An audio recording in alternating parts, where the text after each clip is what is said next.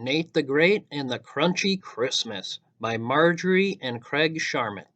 Illustrations by Mark Simon and read aloud by Mr. Prang. I, Nate the Great, am a detective. I do important things. Today I was doing something important. I was shoveling snow. My dog Sludge was chasing snowflakes. Suddenly, I heard a jingling sound. Annie was coming up our walk with her dog, Fang. Fang had bells on his collar and an elf hat on his head. Doesn't Fang look cute? Annie said. Just like a giant elf. Sludge looked at me. I looked at Sludge. We both knew that all the bells and elves and jingles and jangles in the world could not make Fang look cute. Fang looked hungry. Fang is not a happy elf, Annie said. This was not good news. Every year, 2 weeks before Christmas, Fang gets a Christmas card from his mother in the mail, Annie said. It is now a week before Christmas, and Fang has not received his card. Perhaps she didn't send it, I said. Would a mother forget Fang? Annie said. I, Nate the Great, wished I could help. I need your help to find the card, Annie said. I have to shovel snow, I said. Fang sat down and glared at me. I, Nate the Great, was thinking. It was the holiday season. It was not a good idea for a giant elf to be unhappy. I will take your case, I said. Wait here. I went into my house. I wrote a note to my mother. I went outside. I spoke to Annie. The mailman leaves your mail in your mailbox, right? Most of the time, Annie said. Sometimes he drops it on the ground near the mailbox. Why does he do that? Sometimes Fang is so happy to see the mailman that he runs out of the house to greet him. The mailman drops the mail and flees. I, Nate the Great, knew exactly how the mailman felt. I said, then what? Fang runs after the mailman. They both disappear. I run out to get the mail. So there is no chance for anybody else to take that mail? No chance, Annie said. We must go to your mailbox and look for clues, I said. Annie, Fang, Sludge, and I walked through the snow. It was crunchy under our feet. Are you missing any other mail? I asked. No, Annie said. I walked up to Annie's mailbox. It was so stuffed that pieces of mail were sticking out. I guess that today's mail came while I was at your house, Annie said. I started to open the mailbox. Watch out, Annie yelled. It was too late. What must have been the largest single-day collection of holiday catalogs ever mailed to one address landed on me. This was not going to be an easy case. How long have you been getting these catalogs? I asked. For about 8 weeks. I collect them, Annie said. I haven't had a chance to read most of them yet. Last year I counted 1,999 things that you could buy. I, Nate the Great, did not want to know what any of them were, but the catalogs could be a clue. I need to see the catalogs that came last week, I said, about the time that Fang's card should have arrived. My catalogs are all mixed up, Annie said. They are in my room. Annie, Fang, Sludge, and I went to Annie's room. One whole side of it was covered with catalogs. This was going to be a long day. I walked over and picked up a catalog. I started to look through the pages. An envelope fell out. I picked it up. This looks like your heating bill, I said. Didn't you miss getting it? Annie shrugged. It's never addressed to me or Fang, so it doesn't count. I flipped through more pages. A postcard fell out. It was addressed to Fang, but I, Nate the Great, did not think that Fang would want to see it. It was a reminder from the vet for Fang to come in for his shots. I picked up another catalog. I found 3 envelopes in that one. Spoke to Annie. I have solved your case. Oh, great, Annie said. So where is Fang's card? Solving is one thing. Finding is another, I said. The card must be somewhere in your catalogs. A lot of your mail got stuck inside them. I hope that we don't have to look through 1,999 things before we find the card. Annie and I looked through one catalog after another. Sludge sniffed each one. Some of the catalogs were for dogs. Christmas food for dogs, Christmas toys for dogs, Christmas clothes for dogs. Fang must be on a mailing list. Envelopes kept dropping out, but none were from Mrs. Fang. At last I said, I have not solved this case. I need clues. Do you still have the old cards Fang got from his mother? Oh yes, Fang saves them, Annie said. Here are the ones from the last 3 years. I looked at the cards. The one from the first year was tiny. It said, Merry Christmas from Mother Fang. May you eat lots of doggy bones and grow. The card must have worked. The card from the second year was bigger. It said, Merry Christmas from Mother Fang. Are you eating your bones, son? A bone a day keeps the vet away. The third card was even bigger. It said, Merry Christmas from Mother Fang. Wear your booties in the snow.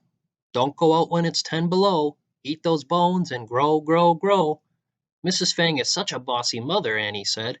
She knows Fang loves bones anyway. Let me get this straight, I said. Fang is happy to get these cards? Oh, yes, Annie said. On Christmas Day, he jumps up on my lap. I read him the card. He listens to every word. He jumps on your lap, I said. And he snuggles, Annie said. Maybe that's a clue. Maybe that's a miracle, I said. I, Nate the Great, was thinking. The cards got bigger each year. So this year's card must be the biggest yet. It should be easy to find. Who else was here last week when the mail came? I asked. Rosamond and her 4 cats, Annie said. She was looking for a cat catalog. Did you get one? Yes, and I gave it to her. Aha! So Rosamond has one of your catalogs. I must go to her house. Sludge and I left. We crunched our way to Rosamond's house. On her front door there was a big card with a poem and a picture of a cat with a red cap and a white beard. I could tell that Rosamond was going to have a very strange Christmas. I knocked on the door. Rosamond answered it.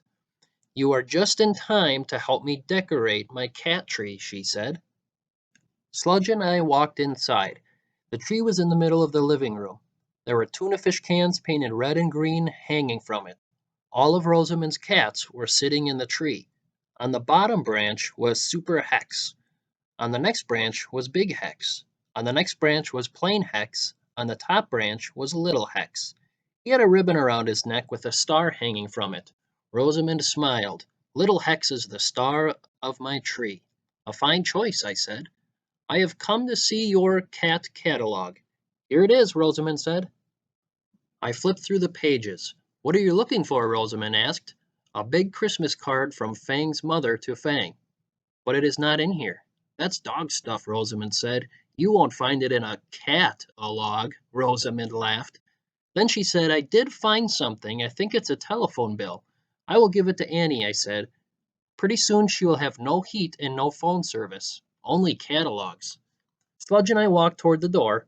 Wait, my tree isn't finished, Rosamond said. It looks finished to me, I said. I wish you and your cats a Merry Christmas. Sludge and I headed for home. I had to think about the case. Pancakes helped me think. At home, I made potato pancakes. I eat them every Hanukkah. Happy Hanukkah, Sludge, I said. I gave Sludge his card and a bone. Sludge wagged his tail, sniffed the card, and started to eat the bone. Crunch, munch, crunch. You are having a crunchy Hanukkah, I said. Do you know what I want for the holiday? Sludge looked up. Clues, I said. I was thinking, do I have any?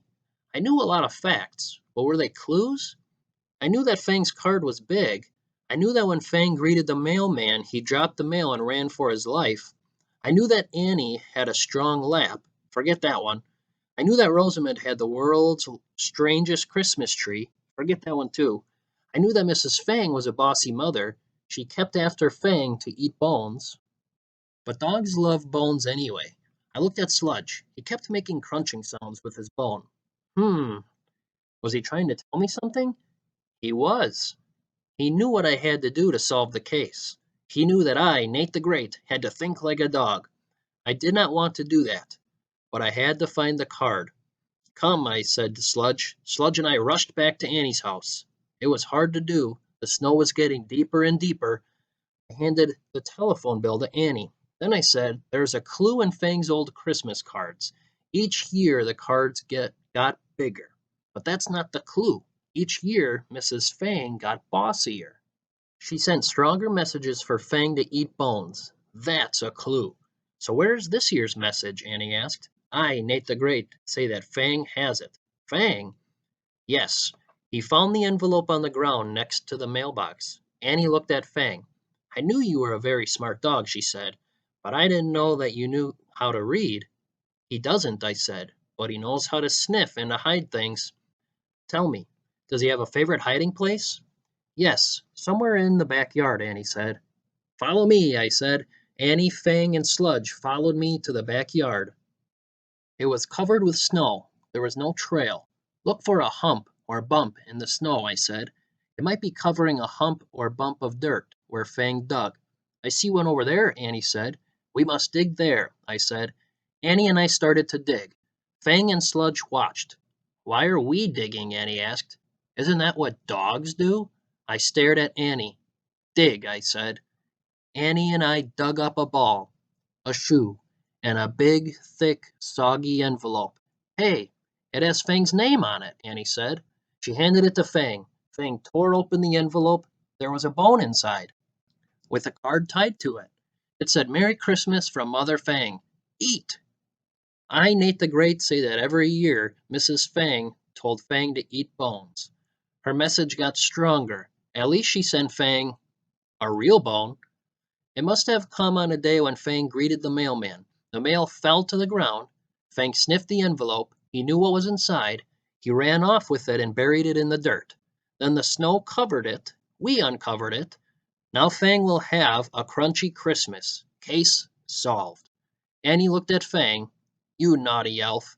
You made us look for the card, and you were hiding it all this time. Annie looked at me.